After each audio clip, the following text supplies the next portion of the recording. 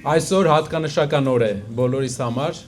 ընդհանրապես հայ ազգային հատվածի համար, ով որ հույս ունի Հայաստանում, որ մեծ փոփոխություններ են լինելու, ով չի տեսնում Հայաստանի այս զարգացման մեջ ճիշտ ուղի, ով տեսնում է, որ մեզ պետք են փոփոխություններ, որ կարողանանք ավելի ակտիվ զարգանանք։ Շատ ենք մենք այցելել այստեղ Երևանի մյուս հատվածներ էլ, ու մի բան կարող եմ ասել, որ այսքան ժամանակ շատ քիչ է փոփոխվել Մալաթիա Սեբաստիա համայնքը 10 տարվա ընթացքում շատ քիչ է փոփոխվել, իսկ աշխարհի մյուս երկրների, քաղաքների այսպիսի մեծ հատվածներ շատ հեղափոխական փոփոխություններ են ապրել։ Դրա պատճառը մեկն է, որ երկրի ղեկավարությունը պետք է ոչ թե գնա քահանաների հետ կռվի, ոչ թե թմբուկ նվագի, ոչ թե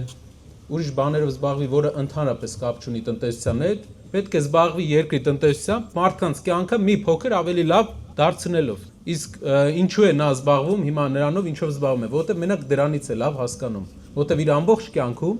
նա զբաղվել է հակադրություններով, մարդկանց անվանարկելով, մարդկանց հանդեպ բացասական հույզեր առաջացնելով։ Իսկ ինչով է զբաղվել Սամվել Կարապետյանը։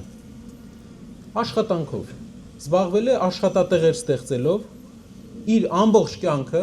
զրոյից նա ստեղծել է աշխատատեղեր, մարդկանց համար լավ բաներ է արել։ Եթե նայում ենք մարդկանց անցած ճանապարհը, մենք կարող ենք ասել, թե հետագայում ինչ է անելու։ Դու չես կարող 30 տարի մի ձև ապրես, դրանից հետո 10 տարի ուրիշ ձև։ Ինչպես ապրում ես, նույն ձև շարունակելու ես, իհարկե ավելի մեծ մասշտաբով, քանի որ պետությունը, քո ժողովուրդը քո կողքին է լինելու։